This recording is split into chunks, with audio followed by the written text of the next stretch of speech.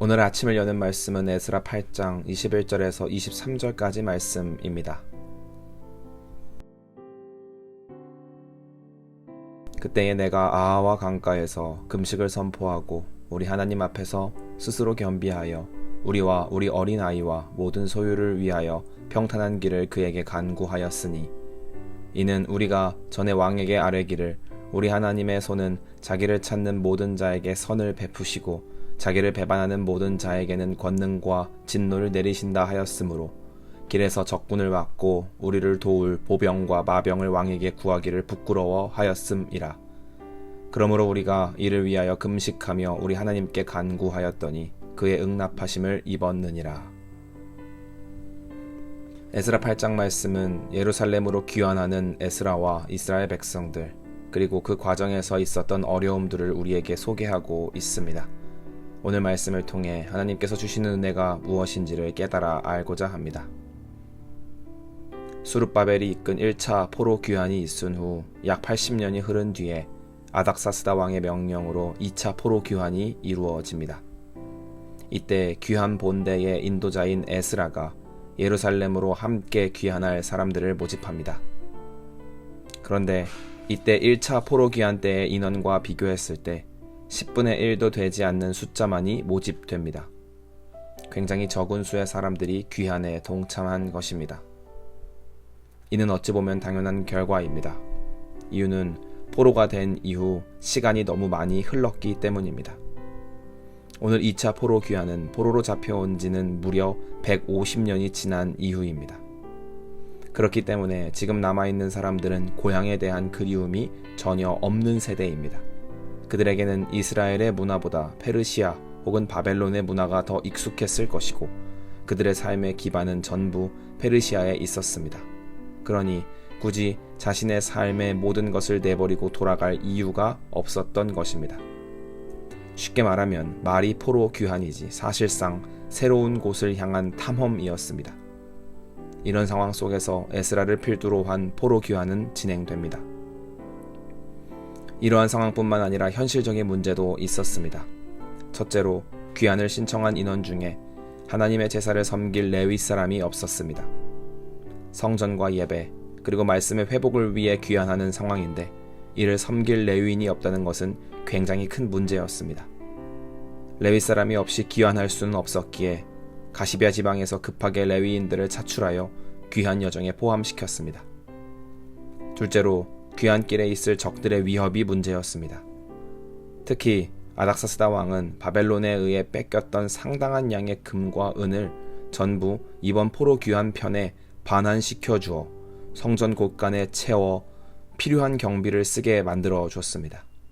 그러니 당연히 적들의 위협은 많아졌을 것이고 이를 지킬 만한 사람의 수는 턱없이 부족했습니다. 그렇게 어마어마한 부담감과 위협을 지닌 채 귀환길에 올라야 했습니다.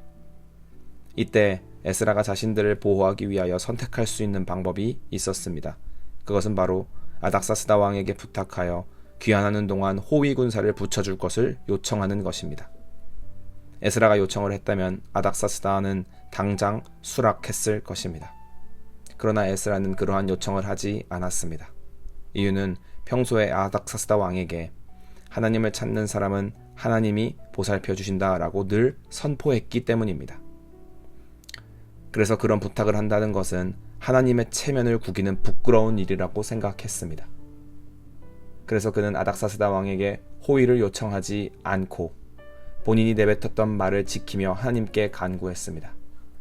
세상 것을 의지하지 않고 하나님의 보살핌과 보호를 바라며 하나님 한 분을 의지하는 귀한 길에 오릅니다.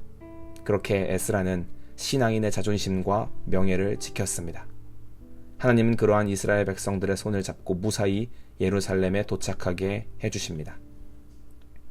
오늘 말씀을 통해 중요한 사실을 깨달아야 하겠습니다. 먼저는 오늘 에스라의 모습 속에서 우리는 신앙인이 신앙인으로서의 자존심과 명예를 어떻게 지켜야 하는지를 배웁니다. 에스라는 왕의 절대적인 신임을 얻은 상태였기 때문에 충분히 군사적 보호를 요청할 수 있었던 상황입니다. 그러나 에스라는 지난 인생 속에서 믿음의 선포를 했던 자신의 말을 지키기 위해 하나님만을 의지할 것을 선택합니다. 그래서 두렵고 갈등되고 고민이 넘치는 상황이지만 하나님의 도움 앞에 무릎을 꿇었습니다. 이처럼 우리 또한 신앙인의 자존심과 명예를 지켜야 하겠습니다. 살아가다 보면 세상의 도움과 판단으로도 충분히 인생을 경영해 나갈 수 있을 것 같은 순간들이 존재합니다. 그러나 성도는 내 조건과 실력에 관계없이 하나님의 손과 도움 앞에 무릎 꿇는 인생을 살아야 하겠습니다. 그것이 신앙인의 긍지를 지키는 길이며 하나님이 기뻐하시는 길임을 기억하시기를 소망합니다. 또한 오늘 말씀을 보면서 결론을 낼 때 주의해야 할 것은 오늘 말씀의 주제가 기도를 했더니 하나님이 보호해 주셨다로 결론 내어서는 안 됩니다. 에스라가 세상의 도움을 끊고 하나님 앞에 절실히 금식하며 기도했더니 하나님이 보호해 주셨다라는 결론을 내어서는 안 됩니다. 이러한 결론은 자칫 잘못하면 우리의 진심과 열심으로 어떠한 결과를 만들어낼 수 있다는 오류에 빠지게 만듭니다. 그래서 결코 기도가 하나님을 향해 무언가를 얻어내는 방식으로서 사용되거나 기도의 자리가 하나님으로부터 무언가를 받기를 원하는 자리가 되어서는 안 됩니다. 기도의 자리는 우리의 인생이 처음부터 끝까지 결국 하나님 손에 붙들려 있었음을 확인하는 자리가 되어야 합니다. 그래야 기도가 결과에 대한 집착으로 이어지지 않고 하나님의 동행에 대한 감사로 나아갈 수 있게 됩니다. 오늘 우리들의 기도의 자리도 마찬가지입니다.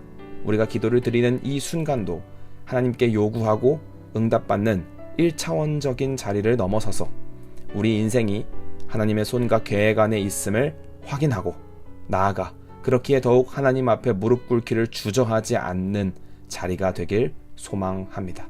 오늘 하루를 살아가시면서 각자의 자리에서 하나님의 살아계심을 생생히 느끼는 모든 성도님들이 되시길 간절히 소망합니다.